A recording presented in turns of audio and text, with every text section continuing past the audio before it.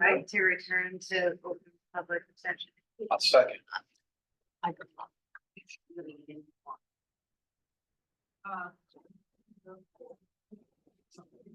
need a second, don't I? Do I need a second? Very soon. Oh, do I need a second? Moved by Mrs. Gamarikian and seconded by Mr. Fernandez. So we are back in open session. Yes, call to order. Okay, President's Statement. Pursuant to the New Jersey Open Public Meeting Act, Public Law 1975, Chapter 231, the Board Secretary caused notice of the meeting to be given to the public and the press on January 3rd, 2024.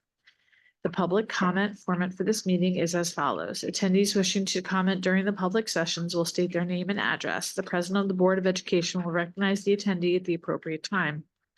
All of the board policies and regulations related to public participation in board meetings shall remain in effect, including but not limited to the presiding officer's ability to limit each statement made by a participant to a 3-minute duration. Ms. Callis, will you call the roll? Vice President Gamarikian. Mr. Fernandez. Here. Mr. Munoz. Here. Mrs. Rubin. Here. Mrs. Saha. Here. Mrs. Silva. Here. Mrs. Turnbull. Here. Mrs. Zolotarsky. Here. And President Murphy. Here, will you join me in the Pledge of Allegiance, please? Pledge To the flag of the United States of America and to the republic for which it stands, one nation, under God, indivisible, with liberty and justice for all.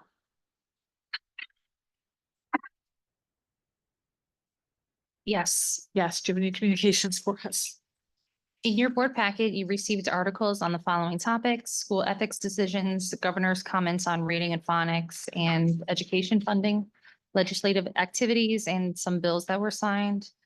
School boards also has upcoming webinars that may be of interest to you. So if you would like to attend, please let me know so I can get you registered. You also received via email your credentials to complete your personal and financial disclosures. If you have not received them, the credentials that is, please let me know so I can make sure that you get them. I also have an addenda for tonight's meeting. All fall under board governance policy and communications. 42, an additional leave of absence. 43, change of assignment, transfer, and 44, HIB for case 090-2324-01. Thank That's you. all I have.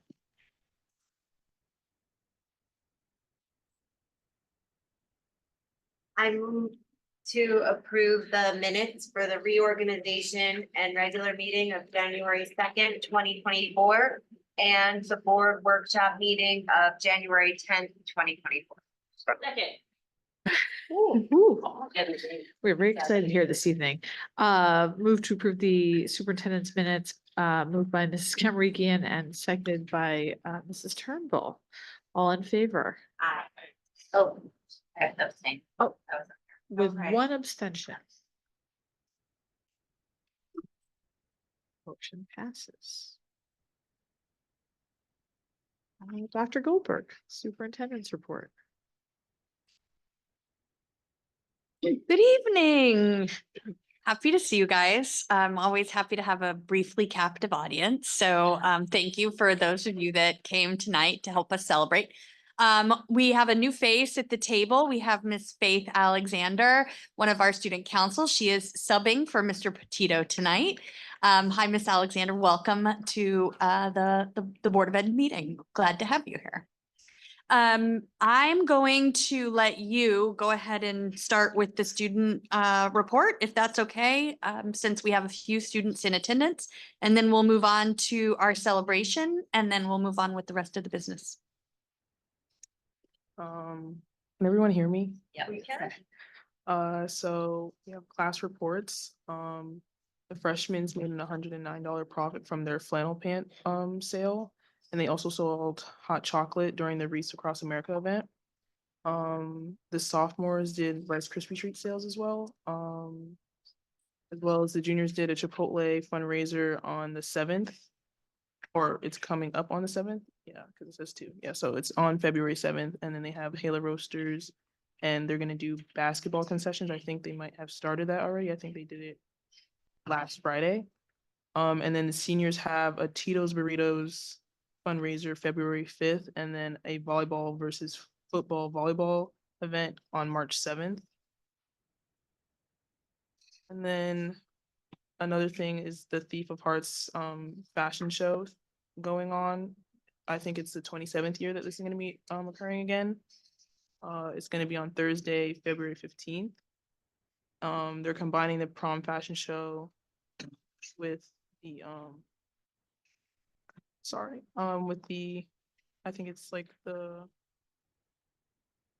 I think it's a talent contest and a beauty pageant. Okay. And then they have I think we're still in the midst of like finding people to give us suits and dresses, but I think David's Bridal has already coordinated with the junior class to help with some of that. And then everyone's welcome to attend. I think it's $5 a ticket. And then a prom bid will be a door prize, and the host will pick a ticket from the people in the attendance at the end of the night. And then I think there's one other thing I was gonna bring up. I'm not sure if like I'm allowed to, but I'm in Italian club with Miss Chaffee, and I think we got approved for a field trip to have I think 25 or 30 kids from like Italian club go on like a food field trip where we like cook our own pasta, but we're not sure about like transportation for the buses.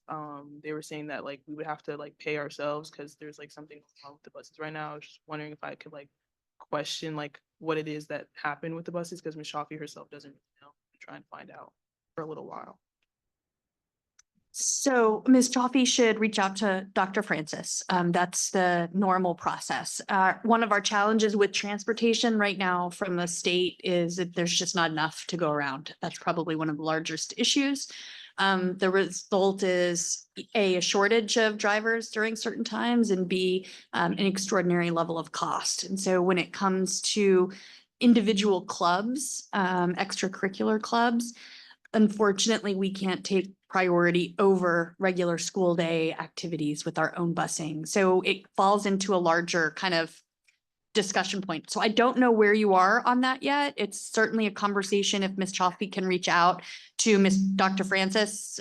Dr. Francis is here. I'm realizing that as I'm like, wait, oh yeah, there's Dr. Francis.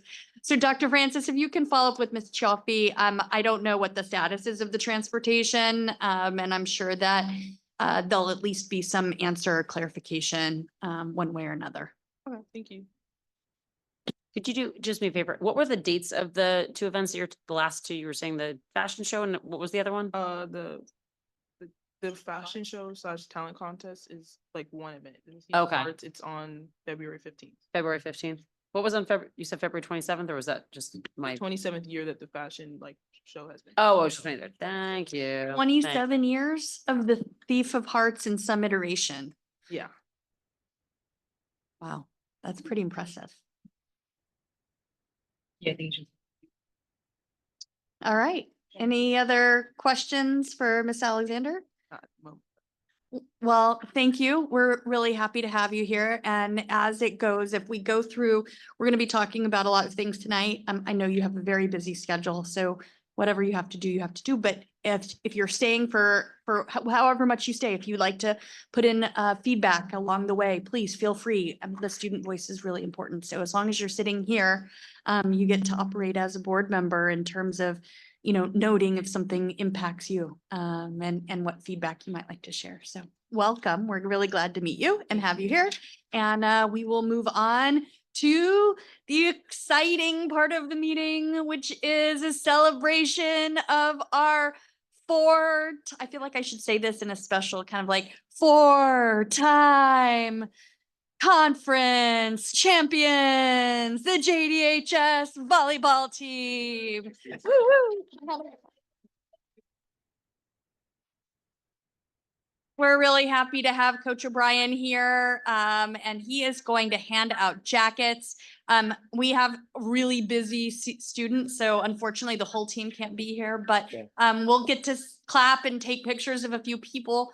you know where I like you to stand, right? Because y'all have done this Yeah, before, since we you've done stand up this there. for like 4 times now. we've done it. Yeah, we're gonna go stand and take a picture and celebrate you for a minute. So our audience on camera will get to watch us as we celebrate our students.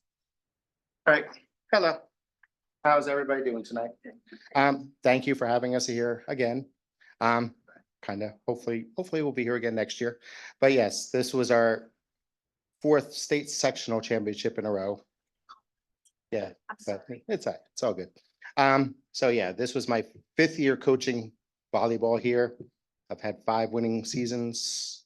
Right now, my record is 72-35 overall. But anyway, so yeah, we moved up division this year. So instead of valley, we were in the mountain. So our schedule was tremendously more difficult this year. Even the outside games I scheduled were tremendously harder, better competition against people like Madison and Watch on Hills and Bridgewater Raritan. But we still went 16-8. When we went to states, we were predicted not to make the sectional again. It was supposed to be McNair and Hoboken. Then when we made it, they were saying Hoboken was gonna beat us 2-0 easily, and we beat up on Hoboken. We won like 25-12 and 25-18 or something like that. But so I mean, I'm proud of everything these girls have done. And ones who are graduating, the seniors, yeah, it's tough to lose them because all they know how to do is win, because they came in and we started winning and we've been winning. So they're a great group of girls. But anyway, all right, so some of the girls are here, some aren't. But I kind of went from age. So Maddie Tarrant, she came in as a freshman. She's our middle. Yeah, Maddie, stand up. Yeah, come up. So she had never really played volleyball before, but she's a starting middle for us as a freshman, and she'll continue to be for hopefully the next 4 years. Oh, well, we're gonna go on the But just Yeah, we're stay gonna up. go up We're on just gonna the start standing on the stairs. All right. This is Sari Raskusin, but she's not here tonight, so. Alexis Valderez is also not here tonight.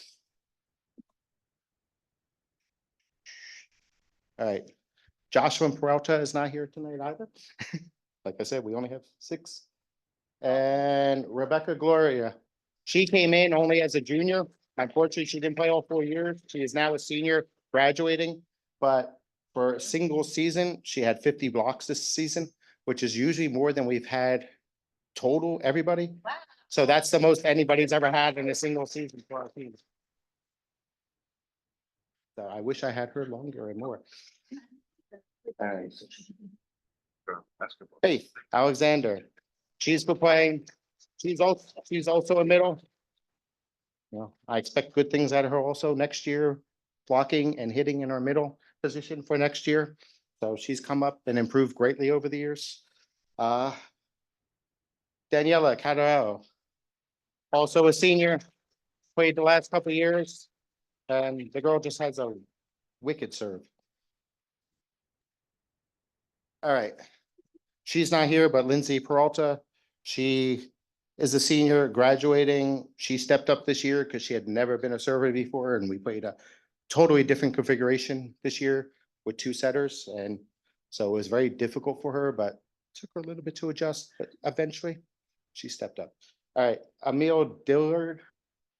She's a junior.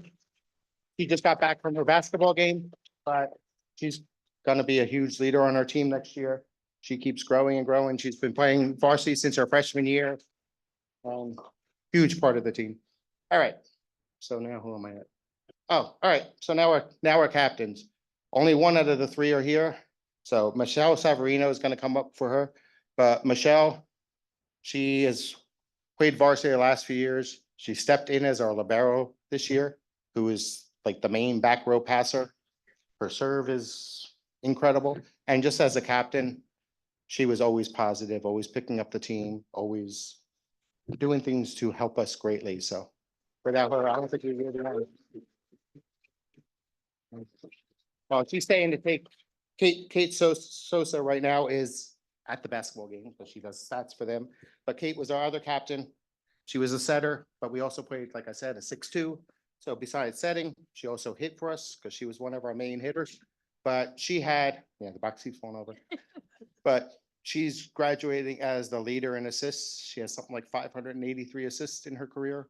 So she is leading that. And I forgot to mention Michelle, for only playing libero for 1 year, she has more digs than anybody else in this school. So I have 4 girls who broke records this year as far as leading all time as far as, Just remind Dr. Goldberg what a dig is.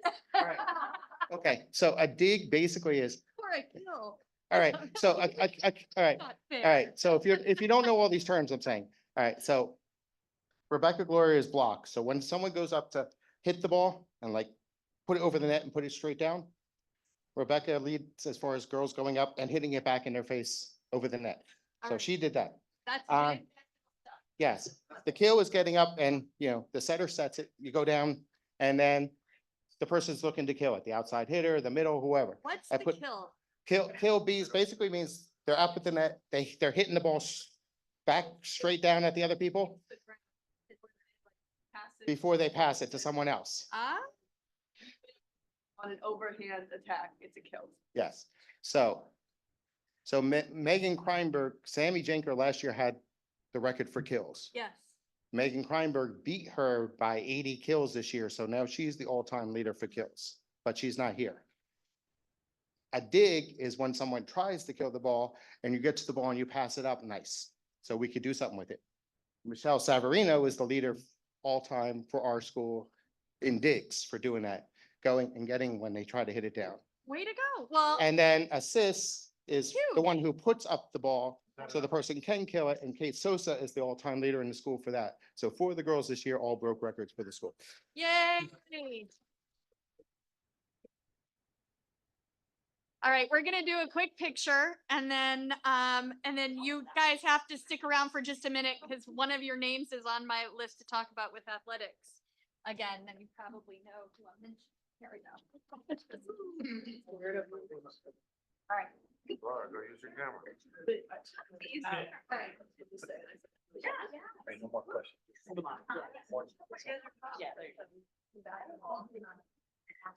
What?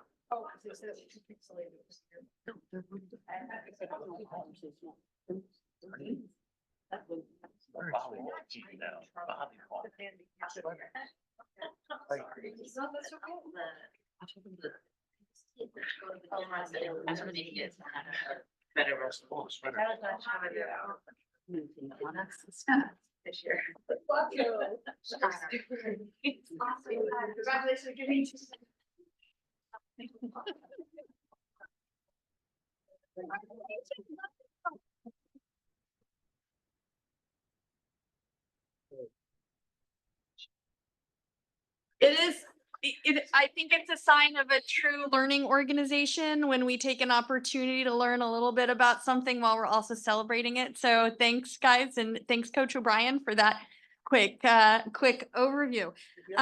Since we're talking about athletics, I'm gonna just skip ahead because we can all do a big congratulations. So far, the Dayton girls basketball team is 10-4 in the school year. The Bulldogs have finished 6-2 in January with wins over Hillside, Governor Livingston, Union Catholic, Burley, and Oak Knoll. And Miss Emile Dillard leads the team in scoring with 14.6 points per game. Wow. All right, so really great to see you. I don't usually get to see students when I'm doing the sports thing, which means y'all also can correct me if I say anything and everything wrong. As Throw an and in between the wins. I did, I messed that again. I can't do it. I know. I'm historically horrific at these things. It's basically like, how badly can you read a sports thing? And it's me. So here we go. Boys basketball, the Dayton boys basketball team is 4-11. The year, the Bulldogs won 3 games in a row from January 11th through January 17th. And Aiden Pesena leads the team in scoring 13 points per game. In wrestling, the Dayton Burley wrestling team is 7-5 on the season. Julian McGarry finished second in the Union County tournament. And indoor track, Megan Kreinberg won the Union County title in the shot put And the girls team finished 7th overall. Matt Ware led the boys team in counties with a 7th place finish in the 3,200. And our bowling team has a 7-5 record with 3 wins in a row over Johnson, Hillside, and Roselle. And finally, congratulations to Molly Martys, who was a JDHS's 2024 NJSIAA National Girls and Women in Sports Day representative at the event held at Rutgers. Really proud of our students, and I know that you guys are not only right now competing in other sports, you're also probably studying for midterms and getting ready. So good luck on midterms. Thank you for an incredible volleyball season. Coach O'Brien, thank you for your leadership, and thank you for joining us tonight to celebrate you. And I'm going to now share my presentation, and I hope you all want to stick around because this just gets more exciting, at least to me.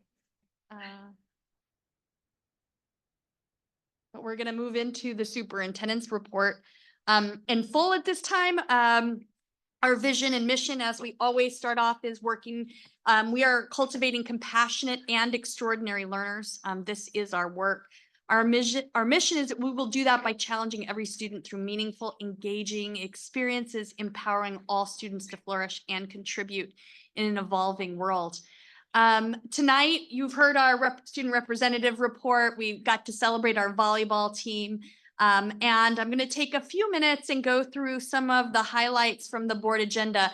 This particular agenda is very, very packed. And I wanted to take a couple minutes and highlight a couple pieces that are before the board for your approval tonight.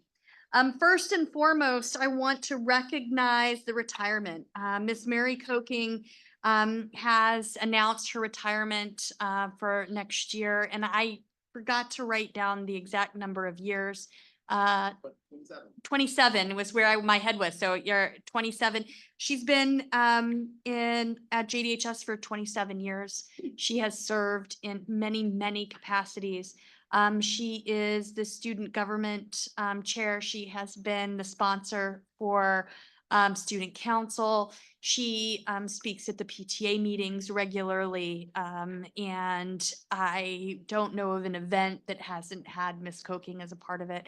So I know that this is not the first time we're going to celebrate her contributions. But as she begins the last few months of this long storied career here, I hope everybody takes an opportunity to thank her for all of the work that she has done and the difference that she's made. I've had the opportunity to talk with students for whom being in her class has been life-changing. And so while we are sad to see her go, we are deeply grateful for what she has provided our students.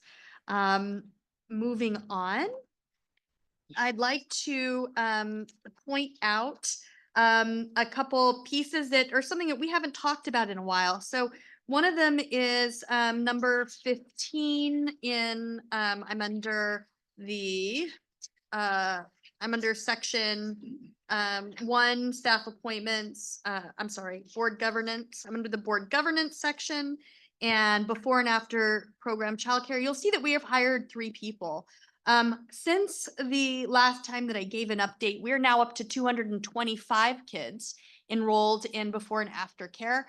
Our wait list is we have 27 total students remaining on the wait list. So we have been continuing to call students off the wait list. I think our last big call was January 8th. So as we've hired people, we've been able to continue to reach out to make sure that anybody that's on that wait list has the opportunity. So I just wanted to take a second and share that. As you can see, we've continued to hire and continued to make progress on providing some of that critical childcare. You'll also notice, bless you, on number 19, there's a change of assignment and transfer. And here we have 2 staff members, and we're really looking forward to what our next steps are going to be in Springfield. So the first piece is filling the position of the G&T teacher.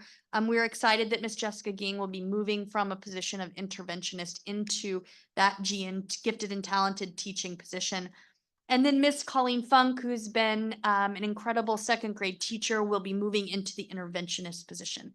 I am going to say, because I want to make sure before parents start emailing me that they understand, we're going to, that you won't see some of those shifts immediately because we really need to prioritize maintaining consistency in that second grade classroom.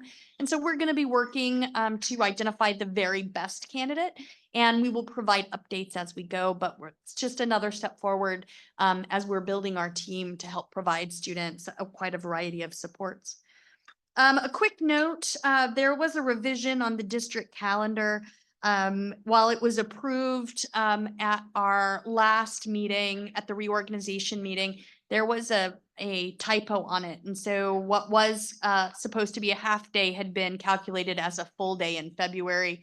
So note that the last day of school in response to that is the one that is changed on that calendar. There's been no other major changes, and that's for the 24-25 school year. Next, I'm going to ask for something I'm really excited about is number 27, item 27. It is the acceptance of the New Jersey Impact Tutoring Competitive Grant, the work that Ms. Scudero has helped to lead. And I know you're going to be talking about it later, so I don't know if you want to reserve until you go to your slide, or do you want to comment on that now? All right, well, so if you're watching and you're not sure if you want to stick around, just stick around for a minute because Ms. Scudero is going to be talking about how we're investing that funding and the support that we're providing students. And then I want to, as we move to facilities, finance, and security, you'll note that in there, item 32 is an athletic contribution. We had the opportunity, as we do every January, as we're getting ready for the next budget year, to look at total costs of programming and identify what funding has or has not met budget or what we're projecting to. And based on that, we identified some additional funds that would be able to be utilized to contribute towards the Girls Lacrosse program. While we know that they're not 100% funded by the district, we have heard from parents and from students alike that the burden is significant. In recognizing that, this doesn't mean that next year it changes, but it does mean that this year they will have reached, I guess, completion in terms of their costs for this year's program, and any fundraising that they do will be able to be put towards future years. And so we will be certainly excited to see them competing this year in the spring, and we are glad that we were able to identify an opportunity to provide them support. And there's a whole lot more great news, and I'm gonna just put it into one big bucket, because if you notice, starting under the facilities, finance, and security committee, items 36, 37, 38, 39, 40. I think that's it. Are all bids or specifically our work on infrastructure. You'll notice number 38 is an award for the middle school and the high school bathroom. Number 37 is for the field house. That is not part of the referendum, but it is specific capital funding we were able to utilize to replace the roof. As I've noted before, refurbishment and rehabilitation of the field house is a multi-stage project. We have to start with the roof and the fascia on the outside of the building so that we can then have it rehabilitated inside. Due to some long-standing infrastructure issues, we cannot have people in there right now, but this bid award is the first step towards that long process. So we're really excited by that. You'll also notice the subsequent awards. Number 38 is for electrical upgrades at JDHS and FMG. And those are going to be a part of our process as it relates to the long-term HVAC work. Gym window replacement is specifically part of the referendum and is for the FMG and JDHS windows. Really excited about that. And then Caldwell interior renovations is also happening and is in this. So this agenda is chock full of really critical infrastructure work. And I want to give a big thanks to Ms. Callis and Mr. Walker, who have been going through these bids along with our architects. This is a lot of work and this is a long process, but we're really excited to be able to present these options for you here tonight. I'm now going to move into a couple other quick pieces. The preschool registration timeline is going. We have preschool registration open. Miss Seo Alfaro is here. We are closing registration on February 16th. If I'm correct, you can go on our district website. We will have a random digital lottery selection, and our goal is to let families know by March 1st so that they have the ability to make plans for the coming year. All of the information is on our website, so please don't hesitate to share if you know of anybody. We're really proud of our program and excited to see it enter its second official full year. And now I'm gonna bring it back over to Ms. Scudero. As I noted before, one of the notes that we're putting before the board tonight is the acceptance of the grant. And Ms. Scudero, can you tell us a little bit about the grant and the work that we're doing with academic intervention in the schools? Sure. Well, we applied for the grant back in September and we finally received the funds. So we had started last week with before and after school tutorials. Again, this grant is focused on grades 3 and 4 for ELA and math. So the grant affords us the opportunity to work in small groups with our students and then provide additional training or PD for our staff. So we're looking to expand our training on Orton Gillingham programs, Haggerty, visualizing and verbalizing. There are several programs that we're able to expand upon with these funds. We have also welcomed Jay Fagenbaum to the intervention team. He brings 20 years of experience in education, also as a reading specialist. And in looking at our DIBELS data, so in the spring of 2023, we received a literacy grant. And as a result, we implemented the DIBELS assessment in K through 3. And in looking at that data, we delved into our DRA2, our NJSLA, and our iReady data. The K through 5 interventionist realigned the program. We sat last week to really delve into the data now that we have a new staff member and realign the program. In realigning, we felt that teachers needed additional support, coaching, professional development, and not just waiting for the intervention teacher to use the room. What else can we do to support when the intervention teacher is not there? So professional development and in-class support coaching will be offered to assist with the shifts in the services. And we look forward to providing classroom teachers with a more in-depth analysis of the DIBELS and the GRA assessments and the tools needed to provide the appropriate intervention for student success. And this will also help to build our MTSS process. Thank Did I you, Ms. give anything? Scudero. Yeah, for those that may be just tuning in, the MTSS is the multi-tiered systems of support, and it's really built around looking at the support students need when they're in a classroom environment. More personalized support is considered a tier 2 and very individualized, even moving into the intervention referral services perspective is where we move into tier 3. All of these programs are aligned to the recent research in the science of reading. And so we're very happy that as we are making very intentional shifts in our curriculum and in our professional development, that all of them are very tightly aligned with research about student teaching and learning. And we're looking forward to using our opportunities to delve with these data sets. I also want to commend our team for really taking on a lot. The New Jersey early reading, and I get it, NJRTSS?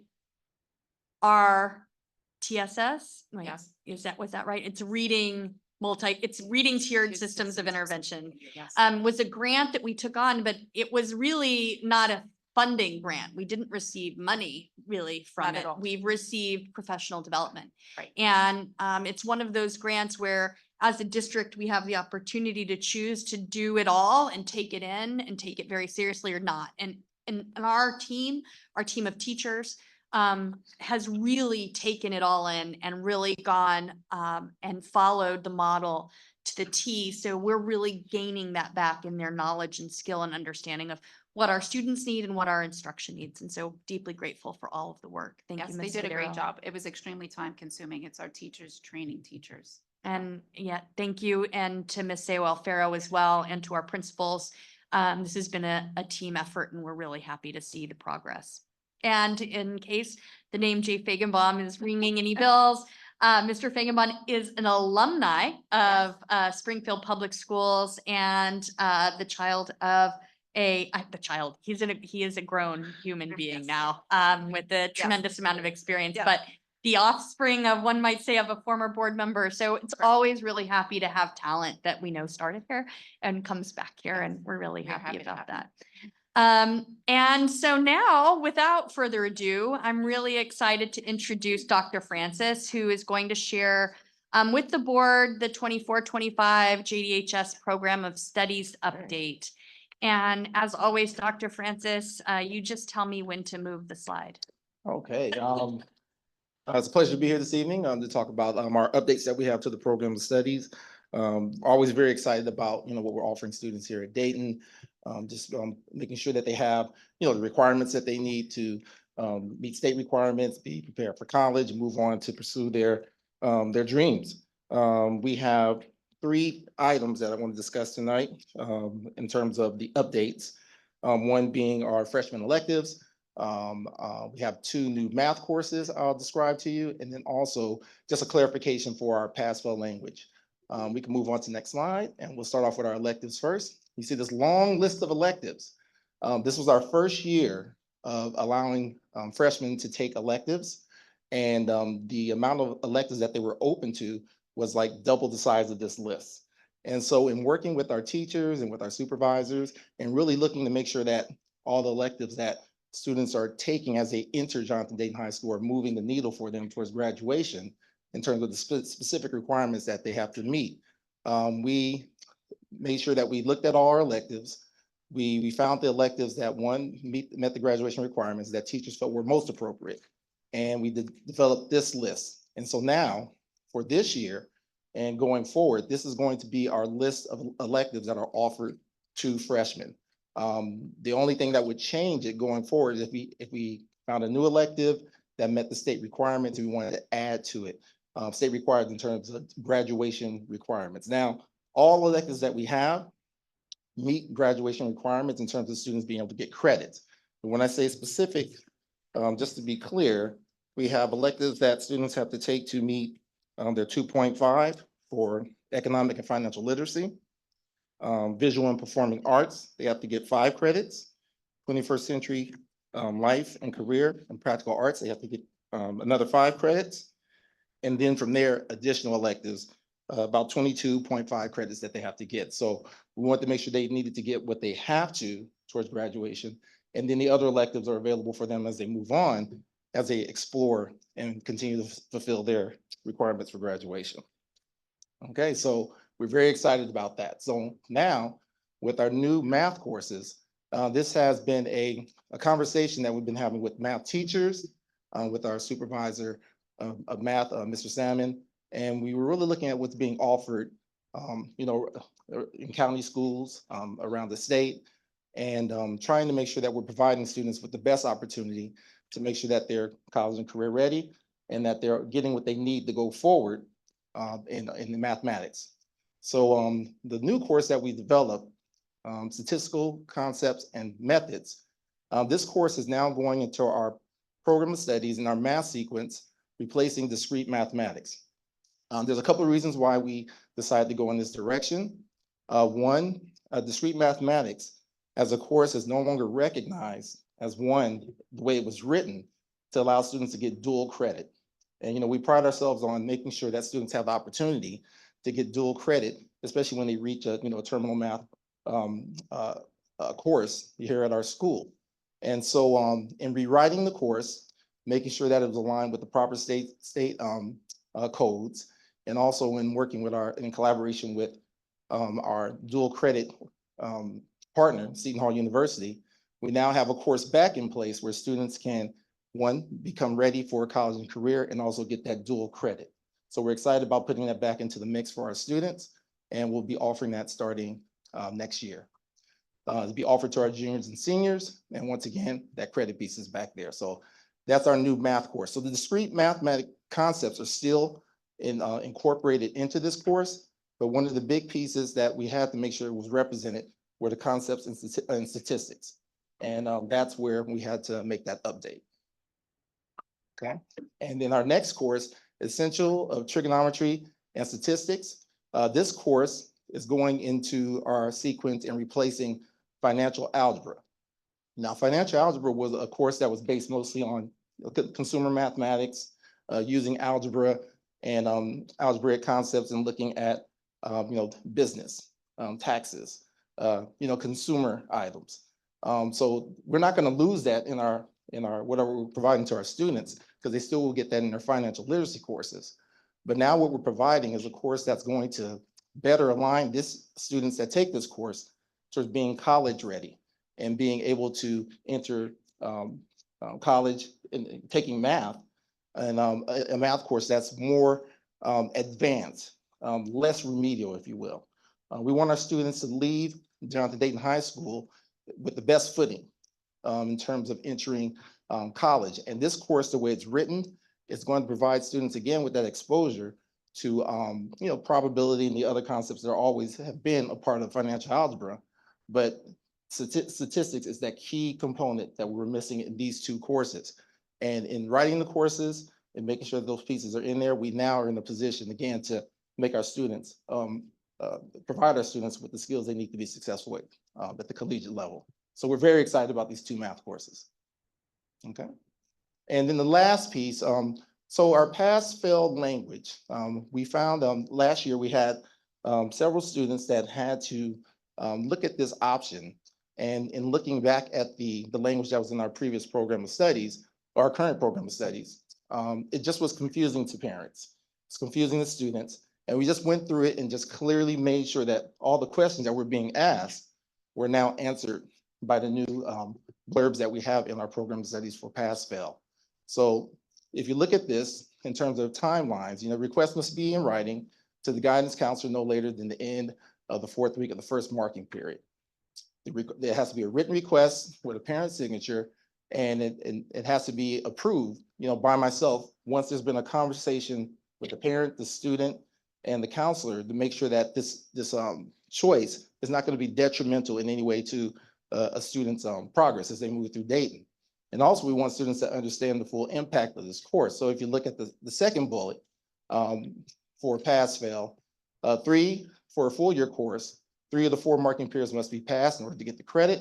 For a half-year course, both semester 1 and semester 2 have to be passed. Now, the credit component for a pass-fail course does not get factored into a GPA.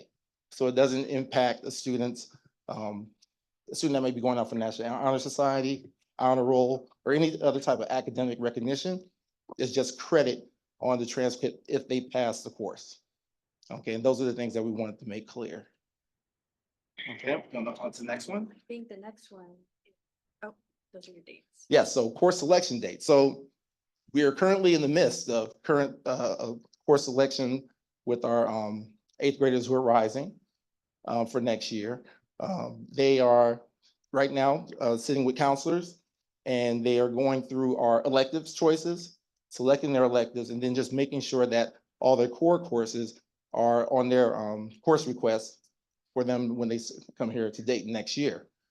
Starting the week of February 12th, our school counselors will be meeting with our current 9th, 10th, and 11th graders and helping them to put their course request in place for next year. I think on February 5th, I think is the day that our online component opens up for students at Dayton, so they can begin to put in their request based on the courses that they feel like they want to take next year and the ones that they're required to take. They'll be able to go in, make requests, see the teacher recommendations for where they can go, and then then sit with their counselors beginning February 12th to have discussions about placement. One of the key components that we always want to make sure that that's clear to parents and students is that teachers make, the best recommendations based on where students are now, but that's not a barrier to students who want to reach or stretch or take a course that might be higher than what is recommended. And we encourage students to have those conversations with their parents, with their counselor, so they can, make sure they develop a program that's aligned with their aspirations. So, and that's piece there. And I think that's the last slide I have, right? Is not the last slide. Oh, wait, well, We've got before we go to another the next exciting slide here, but um, it's not about course yes, selection. but just, Are you just ready in for closing, this? well, just in closing this out, we're very excited about our program of studies. And we look forward to, continue to work with students to map out their futures and help them, get to where they want to go. And And we have an exciting announcement. congratulations, Yes. JDHS. You are the recipients of the 2023 AP Computer Science Principals Female Diversity Award. I'm gonna just say a couple things. It's less than 50 other districts in the state of New Mhm. Jersey, and we are only among, I believe, 2 other schools in Union County, Elizabeth High School and a charter school that also received this designation. And I believe it is under 2,000 schools across the nation that received any type of honor in Right. this category. And so it is not our first time receiving this No, I would say award. we're no strangers to this. We are no Yeah. strangers to this award, which I So we're- just yeah. think speaks even further to the commitment in the schools. It comes into scheduling, right? I mean, when we talk about the program of studies and we talk about scheduling, we talk about creating programs for students that help them to have access to a really critical learning. I'm very excited about the addition of statistics. Yes. Everybody around the table knows I have a deep fondness for my statistics. I did run a regression last week. I saw her do it. Just for fun. And I can't say more than how proud I am of our team of people that are really thinking critically about what our students need to do and to be successful. And so thank you for your leadership in this work, Dr. Francis. It's really, it's a great honor to have you here tonight while we're sharing this exciting news as well. I just want to give recognition to Ms. Powers. She's our computer science teacher, and she's a huge advocate for trying to get, underrepresented, components of our student population involved in computer science, and she does a great job. We're fortunate to have her. Amen. Thank you, Ms. Powers, should you be listening, and thank you for everybody that's doing this work every day. Appreciate it. All right. All All right. right, thank you. Board members, do any of you have questions? I'm gonna just take a quick pause. Any questions about the program of studies changes that Dr. Francis shared? You could just speak to the community that it doesn't really impact their total requirements for graduation credits. That's correct. These are simply changes in the types of course that we're offering. The annual program of studies is really our way of giving a menu to students to say, here are options for how you get to spend the next 4 years learning here. And part of our work on an annual basis, and which is why this is every January. Dr. Francis is here, he's presenting because the course selections that he just presented that are approved by the board are ultimately then in front of students in February. So when they are sitting there now, they're going to have the choice between different math classes that they didn't have before. And I think it's making sure that the board is aware of the thought and the intention that goes into planning that high school experience and how it really helps ultimately to meet our vision and mission. Ms. Alexander, any questions or thoughts on this? You're a high school student, so as we're thinking about it.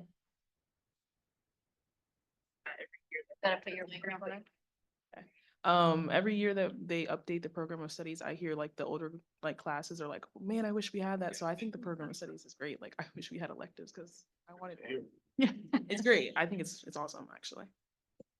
Thank you. All right, so just some quick notes about exciting things happening in our schools at FMG. They were granted recognition formally as a No Place for Hate school, and students signed their No Place for Hate pledges and have been working across the school to make sure that there's a empathetic and kind environment. The FMG Diversity Club had their first meeting and are already thinking about activities they can bring that encourage and support all of the students across the school. And then at the bottom, you have a note of a recent field trip by Miss Lawrencella, Miss Gutierrez's class, who visited Lifetown, which is a simulated city for students to really access a full life skills experience. And so it was really incredible. I will say that Lifetown is a nonprofit that is funded by nonprofit donations, and we are incredibly lucky to have such a special environment that our students can access. And so deeply grateful to Lifetown and to Miss Lawrencella and Miss Gutierrez for leading that work. Our love of art is expanding every day. At Sandmeyer, just in the last month, our 3rd, 4th, and 5th grade choirs, the string orchestra, the instrumental band have all performed to full house, and the preschoolers gave their first concert at Sandmeyer.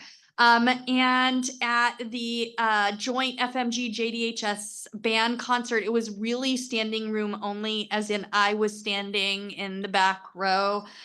It was incredible to see all of the students, and Mr. Kruppet announced it was the largest 6th grade band that he had ever seen in the school history. They had filled the stage.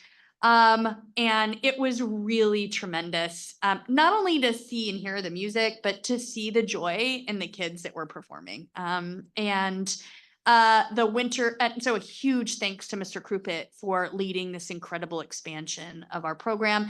And the winter choral concert is January 31st at 7 p.m. Once again, FMG and JDHS will be joining together for those performances, and I'm sure it will be extraordinary. Facilities update. So once the weather participates, we will have students on the Walton playground. You can see it right here around it. This has been years of showing. I feel like it's been showing you pictures for years. Unfortunately, today was a dreary day when I went to go take the picture. But to give you an idea, I actually included the drainage pictures because for those of us that have been dealing with this, that drainage is absolutely more beautiful than the playground itself. It is the most beautiful thing. You can see that despite all of the rain in this corner, the things that I look for are that despite all of the rain, the dirt is still level with the drainage, which is incredible. I find this really, really exciting, and I hope you do too. In the long run, there will be grass and greenery put in. Clearly, right now we can't, but the playground is ready. We were hoping to get kids out there, but unfortunately, the weather has not made that especially possible. But hopefully this week, that's the goal. So Just envision mud all over this. yeah, well, that's kind of part. Well, you can't see, but the mulch, there is a mulch area that walks in. Now, having 3 children, of whom at least one would find the mud much more exciting. I can say that Mr. Garrido has been very thoughtful about that. And as much as it pains him to not have kids there right now, it is also done in the interest of mud. So really, really exciting. Once again, kind of just this movement, even though these have been challenging times to get some of the work done, we're really excited to finally be able to have a playground at Walton. It's been 2 years, 2.5 years. Yeah, that number of years. Well, since I got here. Yeah. Yeah, because of, was it before the hurricane or after the hurricane? Before. The sinkhole was before the hurricane? Yeah, that was. Yeah. I don't necessarily know if the sinkhole was known, but the playground was closed Closed prior to the. prior to that because of other dangerous issues. Hazardous condition. We're excited. We're excited. All right. We're going to play. All right, so I'm gonna say then that what I need to do is schedule an adult playtime and, but I didn't want to wait, because really I want kids there as soon as possible. All right, well, we'll arrange a board outing at a future date. Community events, I want to make sure everybody has these on their calendar. You'll see them pop up on social media, but I think it's a great time for people to just note them. The Union County Human Relations Commission is hosting a Zoom presentation discussion on titled Walking on Eggshells, Navigating the Language of Diversity. It is a Zoom presentation on Monday, March 11th from 6:30 to 8:30. We will share with that online. JDHS, as we noted before, February 8th, 7:00 PM, we'll have the college panel and planning presentation. We're expecting to have representatives from Seton Hall, Union County, Ramapo, Marist, and Binghamton, I believe, are on the agenda right now. As a parent of a sophomore, I will actually probably be in attendance because I'm nervous about this. Do you know, do all of the, are juniors ready for these conversations? No? Faith, are you gonna be able to get some juniors to get out to this? Yeah, probably. Okay, all right. Okay, I'm seriously gonna be there, because I'm over eager and nervous on behalf of my child. So really great. And then I wanted to make sure everybody knew that on Monday, February 5th, there will be an event commemorating International Holocaust Remembrance Day. It is through the Metro West Federation, and the link will be on our website. And it is the experience of a daughter and granddaughter of Holocaust survivors who speaks using her grandfather's letters to her grandmother. And so once again, it's online and a tremendous experience. We want to make sure the community knows about that. And mark your calendars, February 7th, early dismissal, all schools, staff development. We will be deep in learning all kinds of amazing things, especially about our new curriculum, our interventions. We'll continue some of the work that we started at the beginning of the year, and we'll certainly be updating everybody at the February board meeting. February 19th, schools and administrative offices will be closed for President's Day. February 22nd, I have office hours at Chisholm, 9 a.m. to 10:30. And February 29th and March 1st, if you have children in pre-K through 8, remember that those are pre-K 8 conferences, and March 29th through April 5th is spring break. This month, we are recognizing Black History Month that starts in February. And there have been a wide variety of resources and learning materials shared across our schools. As this notes, yesterday, today, and tomorrow, as we really look beyond a single month to talk about Black history and to think about the impact of all of the people around us on the amazing places our society is in. And on February 9th, 10th, we are excited to celebrate the Year of the Dragon and wish all of those who celebrate a happy Lunar New Year. I am now going to pause and move this over. Before I do, I just wanted to briefly comment, as has been reported in different places. I had the opportunity to take a trip to Israel last week. It was a very brief trip. I was honored to be asked to go along with a series of other school leaders and legislators.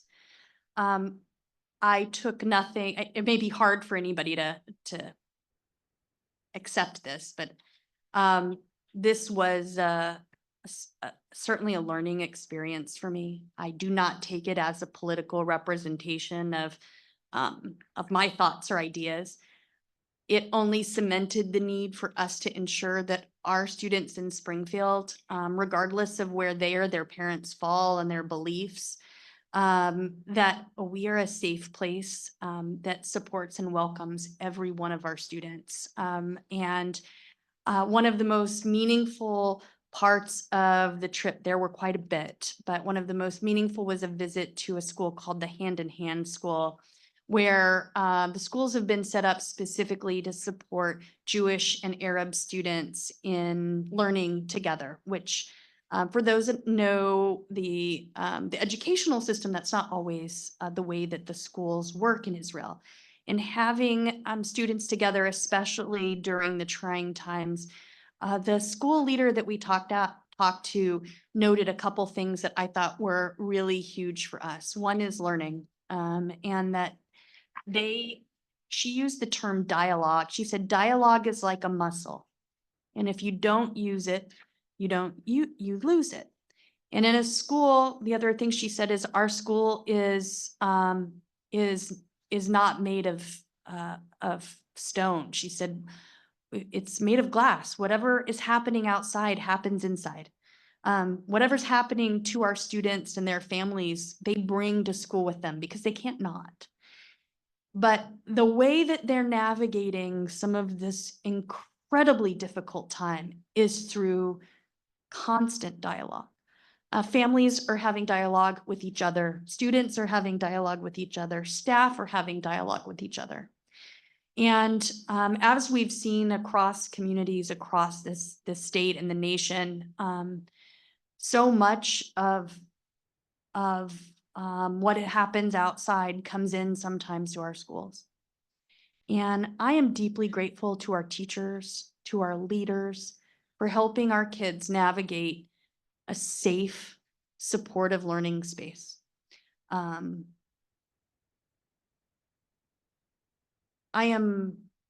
amazed every day walking through classes at our incredible students and staff. I got to cover some classes last week at FMG. And our kids are hilarious, they're smart, and they come from all over the world. You see that in the group of kids sitting in front of you, and they bring their experiences and they bring them to learn. And as much as we as adults can support and acknowledge that what happens in our classrooms is about our kids modeling the future that we want to be, then we'll be just a little better for it. And so I am going to say, because there was something written about it, I chose to take the trip. This isn't a statement I need to make, by the way, but I chose to take the trip using my personal vacation days. And in the future, I would laughingly say, if you want to hear about my vacations, I will happily tell you about them. Part of my love for travel is my love for learning. It's why I get to sit in this seat. I was humbled to be on that trip, as I was to witness what a world at war looks like. For some pieces of me, that will never be the same. But I come back here with deep gratitude for the support that I received from the community and the board in making the decision to go, and my family. So I'm hoping to speak more about this if necessary, but I wanted to make sure it was really clear that accepting opportunities to learn is hard sometimes, and I'm grateful that I did it. And I'm looking forward to letting those experiences guide the work that we do in the schools, especially as it relates to dialogue at supportive and helps students grow. So with that, I conclude my superintendent's report.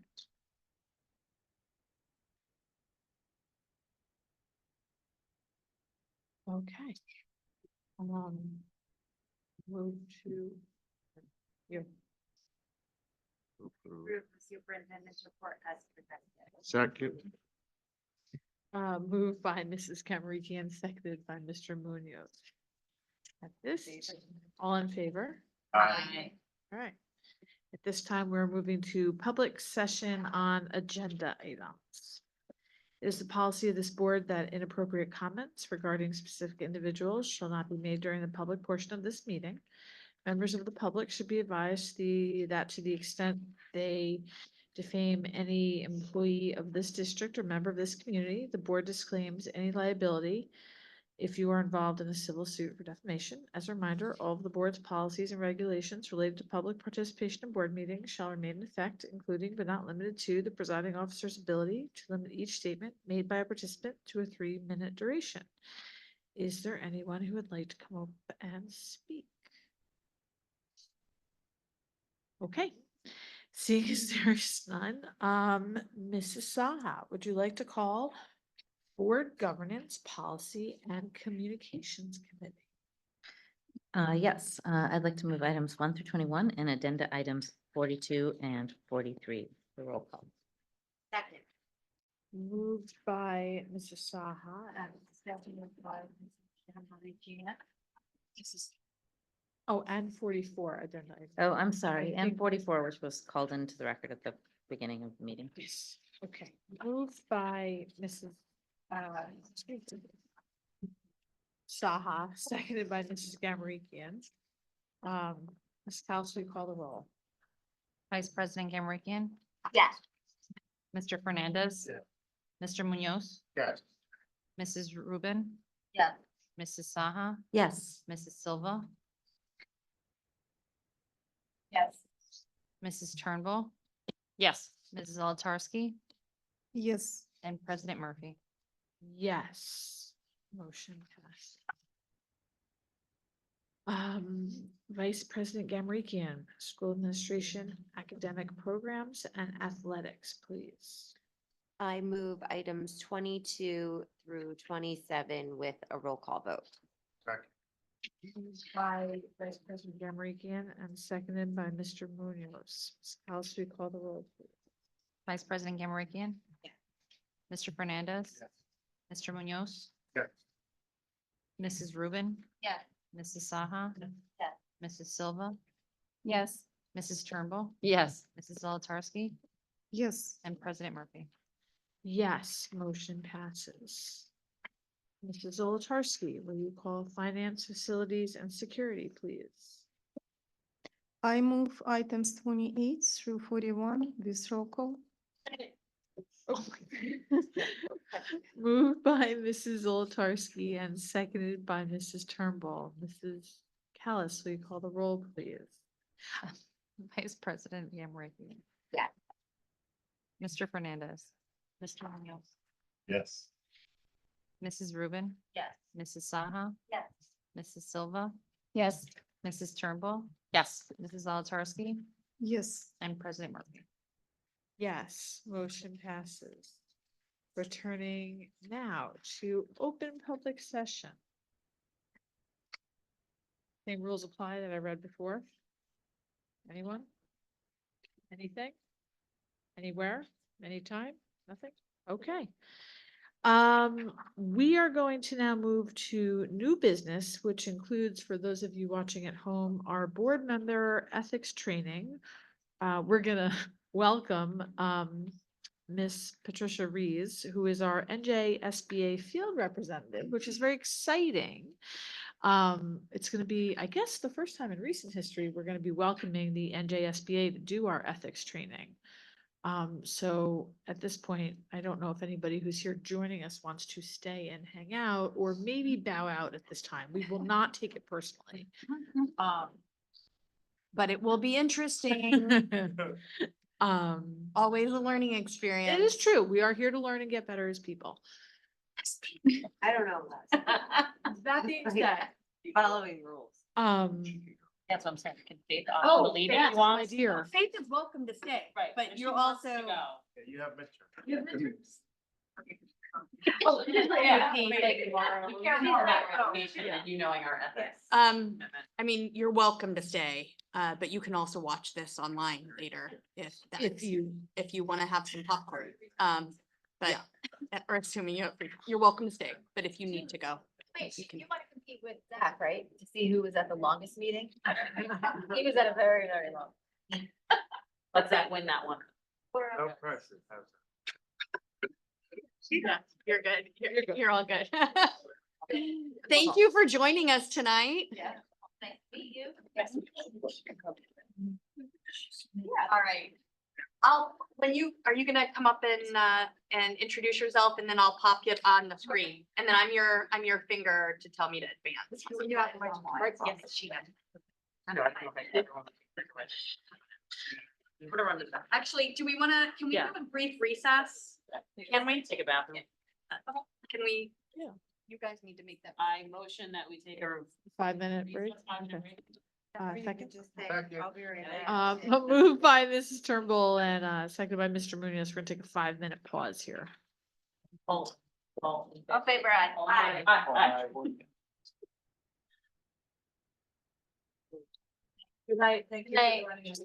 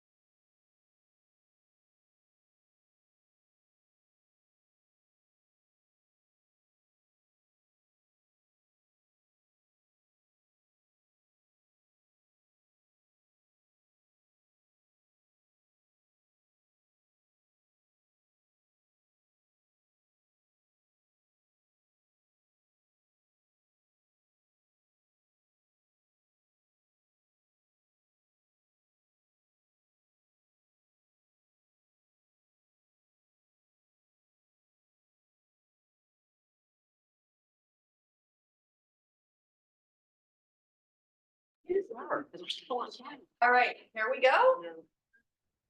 Are we prepared to Oh, yes. Reopen. I move. To where? To reopen, second. To reconvene. Reconvene. okay, well. Oh, yeah. Oh. Well, you just write it down. That's not a big. I move to reconvene. 8:36. Second. 8:33. Moved by Mr. Munoz. Seconded by Ms. Turnbull. We are back and open. I was gonna, so with a joke, I guess. Way to Yeah. clear a room, Turn your talk mic about on. ethics. Yeah. Oh, is it not on? No, but it's a pain. There we go. All right, so I have to say it again, way to clear the room. Yeah. Start talking about ethics. And we'll try to go through this as efficiently as possible. I know that you've had a long meeting so far. I'm Patty Reese. I'm your New Jersey School Boards Association Field Service Representative. I handle districts in Middlesex, Union, and Hudson counties. I've been with the association for 7.5 years in an assortment of roles. Before I worked with the association, I was on my local board in Somerset County for 12 years. And I then served one term on my town council. So I have different viewpoints of what goes on. But I've sat in that seat for many years, and that's what the field service people bring to the table for you as we've sat in your seat. So tonight, we're going to talk about ethics. And you hit the next slide. We always start with our standard disclaimer, which basically says that this presentation is for informational purposes only. It does not replace the advice from your attorney. If you have any specific legal questions, speak with your attorney. Go ahead.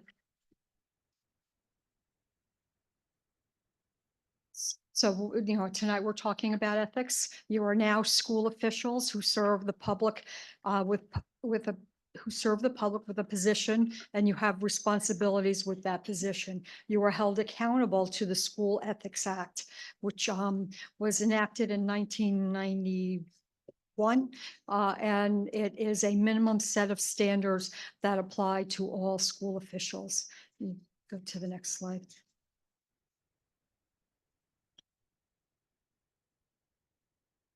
Essentially, the School Ethics Act says that in order for you to do your job, people need to have confidence that you conduct yourself properly and do not give the impression of or the justifiable impression that their trust, the public trust, is being violated. And this slide shows the actual wording of the School Ethics Act. Okay, go to the next slide. So the School Ethics Act established the School Ethics Commission, what they consider, what is considered a prohibitive act by school officials, what the mandatory training requirements are for board members, what they implemented the disclosure statements. I think Mrs. Callis talked about earlier today. If you're a new school board member, you have 30 days from when you're school board member or school official. You have 30 days from when you're either the first day of your job or the day you're sworn in to supply that information. Subsequently, you have till April 30th, and it comes to you from the Department of Education. So the provisions of the School Ethics Act apply to all school officials. The conflict of interest and the disclosure statements apply to all school officials, including charter school trustees, school administrators, and JSBA staff, and the state office holders, and as I said, your administrators. The Code of Ethics and the mandatory training requirements only apply to school board members. Okay. The enforcement of the School Ethics Act is by the School Ethics Commission, and this is a committee of 9 appointed members by the governor to a 3-year term with no more than 5 from any one political party. Of that 9, you have 2 school board members, 5 non-school officials, and 2 school administrators. The School Ethics Commission has jurisdiction through issuing advisory opinions or responding to ethics complaints. An advisory opinion can be requested only by school board members before an action is taken to see if they consider, if the School Ethics Commission considers that act to be a violation. Ethics complaints can be filed by any citizen against a school official alleging a violation of the School Ethics Act has occurred. On average, the School Ethics Commission reviews about 85 ethics complaints and issue 35 advisory opinions every year. As I said, one of the things the School Ethics Act determined was mandatory training. So, and this is somewhat changed last year based on some advisory, some new regulations that came out. In your first year of office, you have 90 days to complete your new board member orientation. In the past, you had a full year to do that. There was some concern that new board members weren't getting, they needed that information more quickly up front. After your first year and your second year, you have the full year to do your governance 2, which is finance and labor training.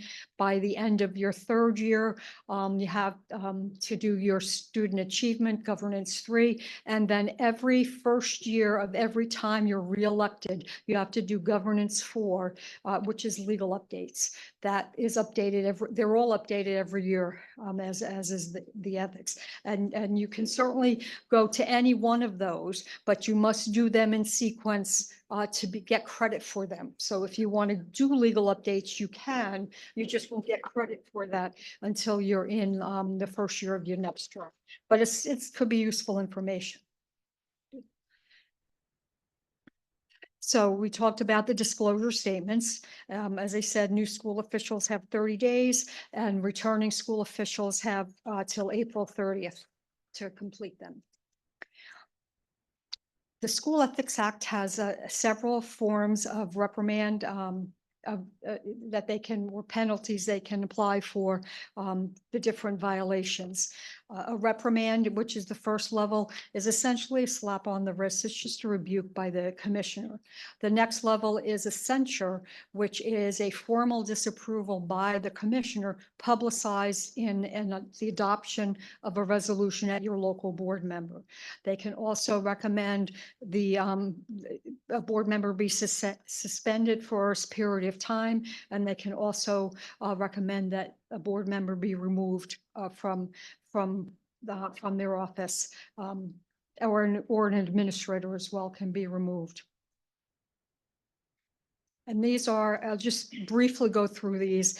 There's different tenets of the Code of Ethics, and I'll give you a copy of the law or the code when I'm done.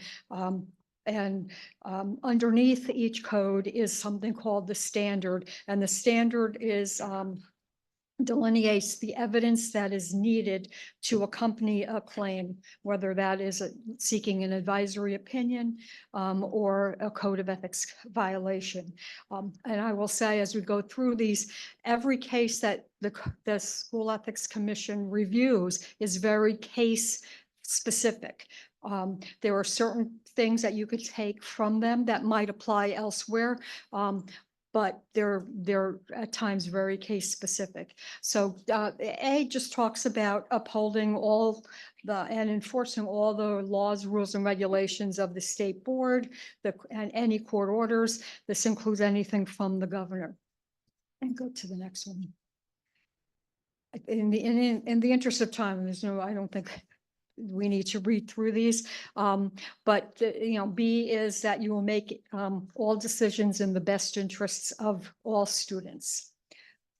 Say, confine your action to policy, your board action to policy making. And D is that you will not administer the schools, but together with your fellow board members, see that they are well run. What that means is you don't get involved in the day-to-day operations of the district. That's why you hire the superintendent, and that's why you have administrators. You just, you administer the schools, you make sure that they are well-run.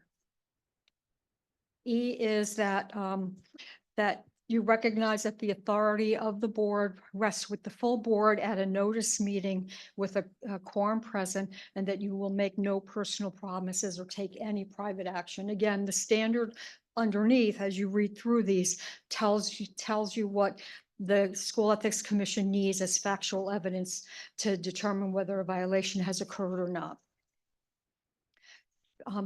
F is that, refusing to surrender your independent judgment to any, special interest groups or partisan groups. G is confidentiality, that you will hold all matters confidential to the schools, which if disclosed, would injure individuals. You will vote to appoint the best qualified personnel available at the recommendation of the superintendent. And you will support and protect school personnel in the proper performance of their duties. The last one is J, which that referring, kind of call this a chain of command tenet. You will refer all complaints to the chief, to the superintendent, and act on those complaints at public meetings only after the failure of an administrative solution. I mean, the failure of an administrative solution could be that the person or whoever, parent or community member, they're just not happy with the results of what the administrative decision is. But in the chain, if you go to the next slide, we'll do chain of command. And that's what the chain of command is, that you will refer, you will refer whoever you have a conversation with to the lowest level of the chain of command. And understand that chain of command is in place to allow the issue to be handled at the lowest level possible before it gets escalated. And if you if you have a conversation and you refer somebody to the chain of command, just give the superintendent a heads up that you've done that, just so they know that if it's coming that way. Essentially, you want to be the court of last resort. You don't want to get involved in a situation. You want to allow your administration the time to do what they feel is proper and necessary. There you go.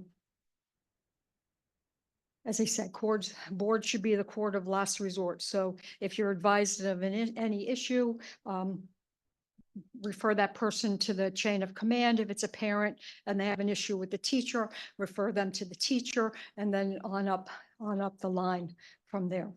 We say social media should be the court. Sorry? We say social media should be the court.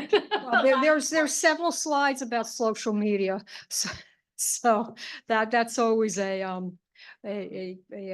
challenging, and more so when I was on the board, social media was just starting, and so it adds a whole nother dimension to what you as board members and administrators have to deal with. It does. It brings it to it's amazing.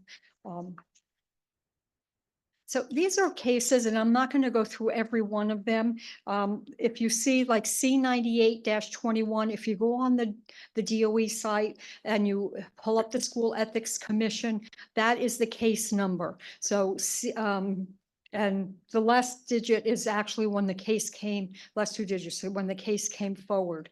And some of them are quite interesting. I'll point out just one, C20-20 is that a member, the board, the member on their own, a board member contacted vendors and districts for prices and to go from MacBooks to Chromebooks. The board the background to this, and this is what you would find if you pulled it up and you read the court case, that the board was considering replacing their Apple devices in their one-to-one program. They heard at a board meeting a feasibility study to replace 2,100 devices in the district. The board member felt frustrated by the presentation and what they felt was a lack of information. And as a result, they started contacting districts and different vendors to get their input. And the School Ethics Commission found that they were in violation of tenet E, which is that authority rests with the board, not to take any private action. And in that case, they actually recommended a censure. We'll go to the next one. And again, more cases about different parts of the Code of Ethics.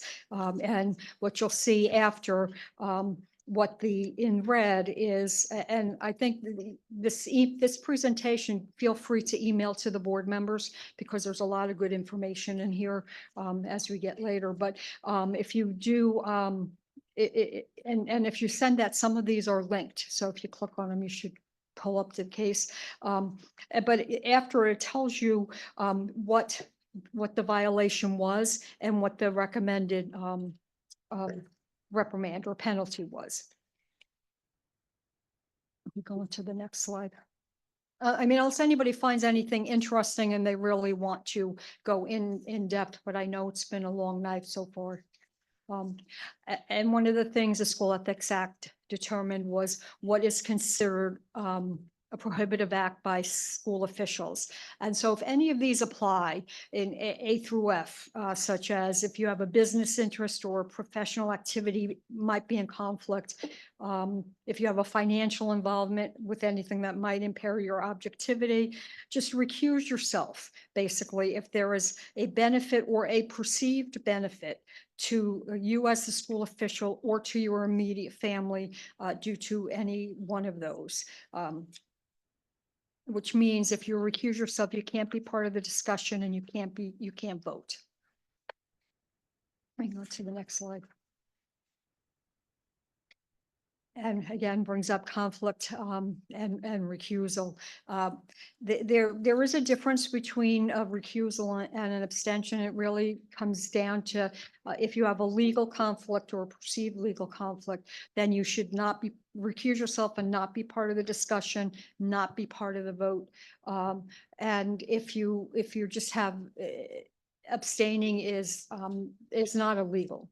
Is not a legal issue, but the difference is in how the vote is tabulated. If it's as an abstention, it might be 4-4-1, or let's do 5-3-1.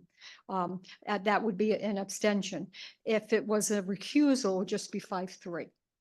Because it represents that you have a legal conflict. If you're concerned about whether you might have a legal conflict, we always recommend that you talk to your board attorney because they are the best ones that they know your district, they know your area. They are the best ones to give you that advice on whether you should recuse or not. So recently, the School Ethics Commission has really been further delineating and expanding the definition of what is considered a family member. And these all come about by different cases that come before them. It used to be that an immediate family was your spouse, independent child. Now is an immediate family member is a spouse, a civil union or domestic partner, dependent child living in the same household. But really where it's expanded is what's considered a relative. And this list just goes into son and daughter-in-law, step parent, stepchild, stepbrother, and again, so that's, as he said, that has further delineated. And if you're concerned, check with your board attorney. And this next slide shows potential conflicts or relative and conflicts for negotiations. And so that's why I said, if you look at this, and this yes and no, this came about, on the bottom, you see SEC, and this is an advisory opinion, A 1123. So this came out last year. And it's an interesting case to read, and why they went into such detail. You can go to the next slide. If anybody has any questions, feel free. I know it's a lot of information. It's like a data jump right now. Consistent from 2 slides ago to 3 slides ago, like the last slide to the one before, as far as. With the chart. Oh, is that one? Like, brother-in-law and sister-in-law are involved or included in that, and then if you go to the next one. That one is about relationships. That's a potential conflict. This chart talks about, relatives, in regard, the chart talks about the potential conflicts, if in negotiations. That's the difference. That's the difference. The hiring piece, and then Which one? this is the conflicts in negotiation, correct? I didn't read that. Relative top part. consider, so yes means you. Yeah, if they're considered yes means they're considered a relative. That means it's not. I mean, this is a broad list. So no, she's not. So it's, Not for this. So, okay, so I'll ask you, for negotiations, if my brother's wife is a teacher in the union, is that a conflict? in this union, No, I mean, in this district, not in In this JEA. district, no.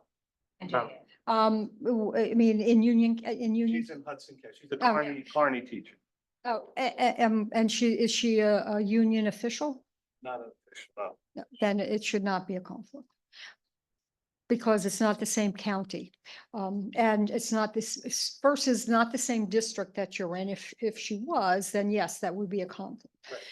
And, She's in Hudson County, so Kearney as a teacher who's part of the union, Right. but not an official, right, that would be. yeah, and we'll go into that in a little bit, later about negotiations because, it gets challenging. And again, check with your board attorney, but from what you're saying, that doesn't sound like a conflict. But you might want to run it by the board attorney to cover your bases.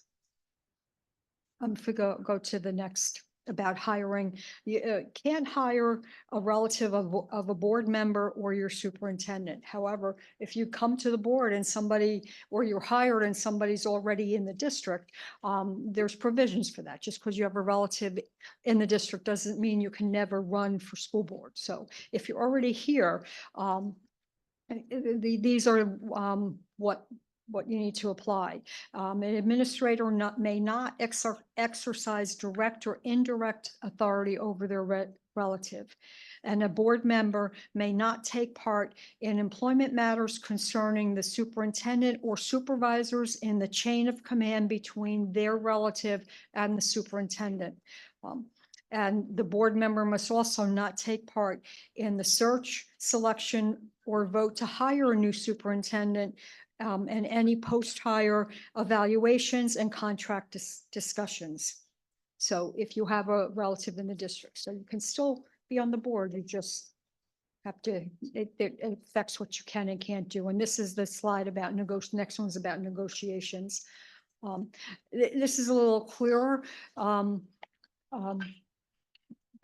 So the first column is a relationship to the board member, and if they work in the district, and if they can participate in negotiations, or vote to ratify the contract. So, if the spouse, if anybody in your immediate family works in the district, you can't participate in negotiations and you can't vote to ratify the contract.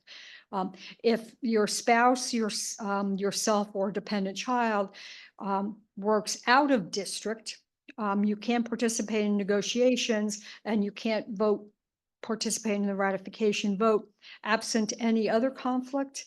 And that's after the memorandum of agreement, salary guides, total compensation package have been attained. The last one is if they work out of district, if any of your relatives work out of district. You can participate in everything absent any other conflicts. Okay. These are just some other considerations that might apply to a family member if they are not in the unit, but their terms of employment are linked to the unit. If you have a unit, a group of employees in district that are not part of the union, but generally the union contract is applied to all employees. That could be a potential conflict. If they're supervised by members in the unit, that's a potential conflict.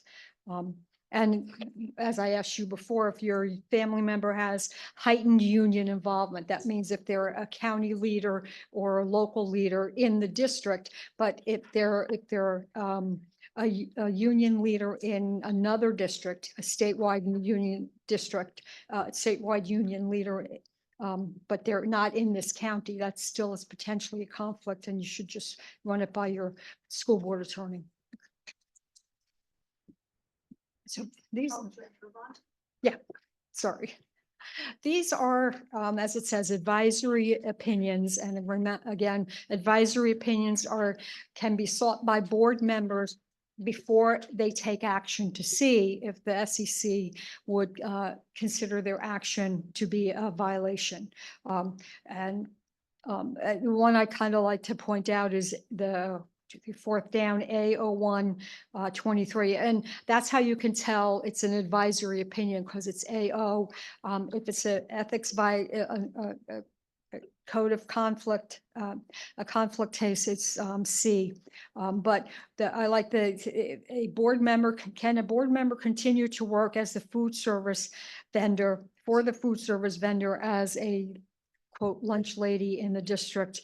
The School Ethics Commission recommends that they be reassigned and that they're recused from any discussion and votes, including any with competing vendors. And I have a couple of districts in another county where, or ones I've come in contact with, where there are actually board members that do work for the food service provider in districts. So it's not that uncommon. That's why I pointed that out. We go to the next slide. The other thing that has come out recently is the impact on committee assignments for the board when you have a relative who works in the district. These cases come from Ocean Township, and it's due to the board member's relationship to the employee. It has impacted their ability to be involved in certain committees and participate in certain personnel matters. The first one is the board president's child is an instructional assistant in the district. So the board president cannot choose any committee members nor be on any committees involving the local education association or matters related to the superintendent. They also may not choose the chair, members, and or serve in any committee that remotely touches upon or directly relates to the family member's employment, including personnel negotiations, instructional, and finances. So what this is really saying, if the board president has a family member in the district, it really, they can't choose people to be on the committees that potentially touch the employment of their family member, and they can't be on the committee. And that was new last year. Could you, the next slide? That's okay. I know, this, I acknowledge. No, I apologize. It's somewhat dry. Don't respond. Yeah. So this just talks, these cases talked about the impact on executive session. And these two cases came about. The first one, the member attended an executive session discussion on the candidates to fill a vacant board seat in which their husband had applied. As you look at this, below on these cases, the School Ethics Commission recommended a censure, and they said that because it was a violation of B, C, and E. And so, the first bullet, when the member with a conflict goes behind closed doors, it creates a justifiable impression, and that's something that School Ethics Commission looks at.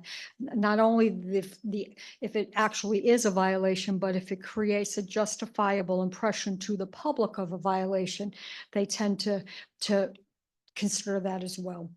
We can go to the next slide. This is about volunteering in school. As a board member, you can still volunteer in your schools. Just be aware of the degree of involvement, the involvement of the volunteering.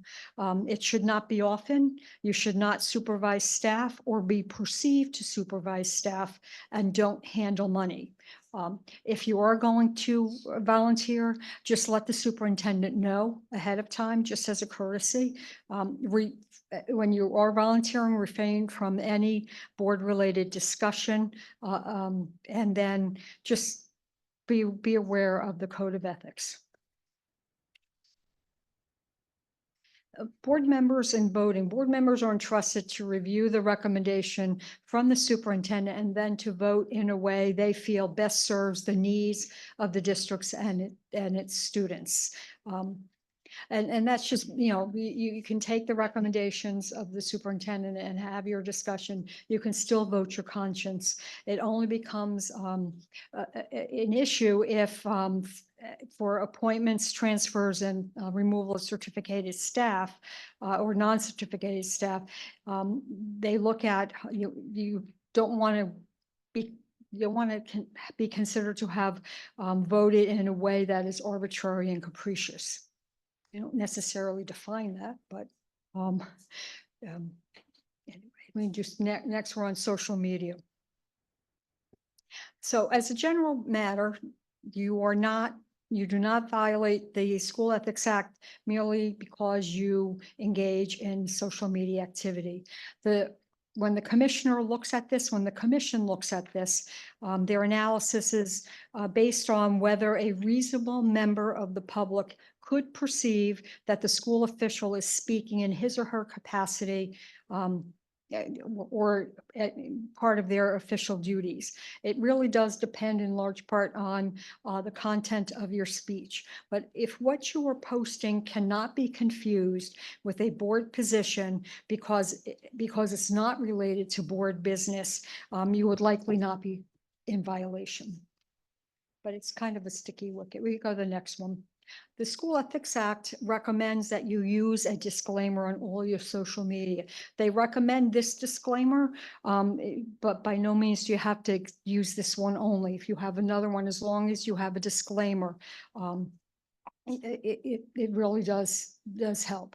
But again, they even if you have the disclaimer, they do look at what the content of what you say. And the next slide talks about some questions and answers in the use of the disclaimer. So if you use a disclaimer, does that automatically protect you from being in violation of the act? No. Basically, using the disclaimer is not a get out of free jail card. Get out of jail free card. Wow. That didn't sound right. They look at the content of what was posted. And there are several cases you can look at in recent years where they actually looked at the content. They had, the board member had the disclaimer and they still found the board member in violation of the act. And the last one is, must you use the exact wording? No, you can have it as long as you have a disclaimer. I would, if you're not going to use the exact wording, you might want to get one from your board attorney. That suffices. And more social media. So these are just a few cases of, this one is one case in particular about social media. Board member asked if as a private citizen, if it would violate the act if they answered operational questions about the district on a Facebook page. And they're like, board members are not public official, or, I'm sorry, or public officials and must exercise precautions to avoid violating the act. It must be clear that the comments made at the time or place other than at a board meeting do not appear to be written or on behalf of or with the authorization of the board. I mean, the community is aware that you're a board member and they may place extra weight on what you say or give greater consideration to what you say because they know you're a board member and may think that you have more information than they do. You are now a board member and must be very aware of what you do and say as a private citizen and how it can be perceived as actions or speech from the board. We can go to the next meeting. This is just some general social media guidance. They do link, they are linked to some cases that had been decided by the School Ethics Commission. If you're liking or sharing something from your personal account, it should be okay, should not be a violation. And it's really recommended that after you're elected, that you not use any social media accounts from your campaign because it could lead to confusion to the public from prior posts and after posts on what if you were acting or making comments in the capacity of as a board member or not.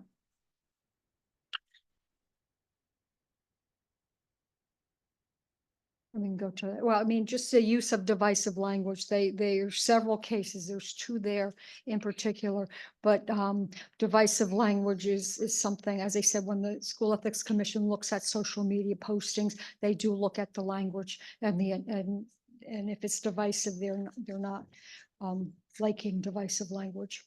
Okay, and then just some points to consider. We recommend that you develop a list of board members and administrators who may have conflicts and review it regularly. Consult with your board attorney on ethics issues. And continue to look at school board notes, which should come to your email weekly. Any new ethics rulings that come out or lawyers do an analysis and put it in there. And I will say that we just hired an attorney who helps with this. And she was recently, before she came to us, she was the attorney for the School Ethics Commission. So we feel like we're getting some really good, especially good insight now. And so we go to the last slide. I'm trying to do this. I know there's a clock up there. So, yep, you became, this is just in closing, you became a board member and knowingly took on the responsibility to hold yourself to a higher ethical standard.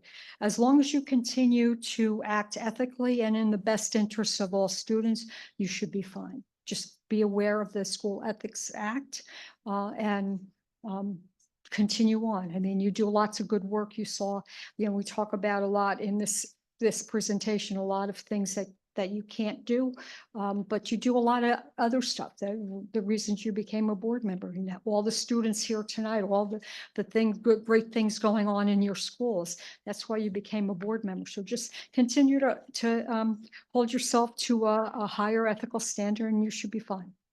And if there's any questions. And then I have for everybody, we usually give this out about some resources. I missed that page. Resources. So they're linked, so you can go. It's easier to go hit the link. You'll get you can get it. She's going to email that out. But the link, because trying to go off the DOE site to find these is challenging. So I'm going to give this out to, there's the top page. It's my business card. So you have a way if you don't want to reach me. This is, we generally say, complete this and give it to your business administrator. You did that? Yeah. All right. Well, then, so we don't need to that, but, and then if you want the school ethics the School Ethics Act, or, the Code of Ethics, I'm sorry. If there's any questions. I'll take your card. Thank you.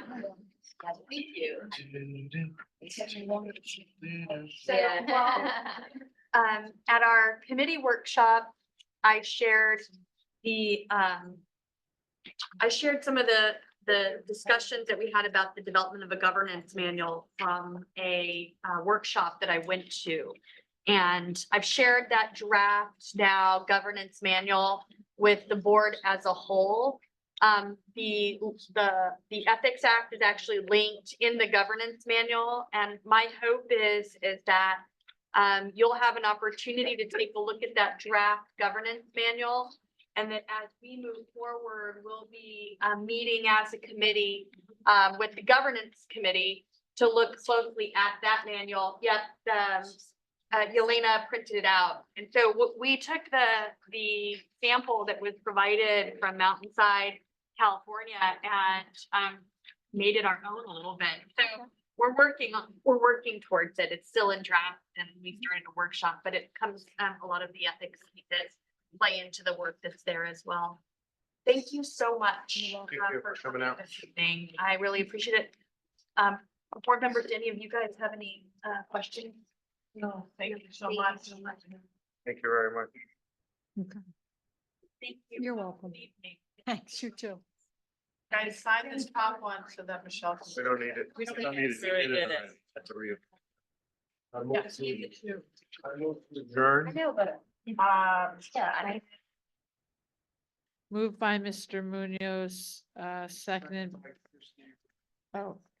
Mrs. Gamarikian over here. Perfectly long. Okay. I was just. Mr. Munoz. All in favor? Aye. Aye. You. Thank you, guys. Thank you all for a very long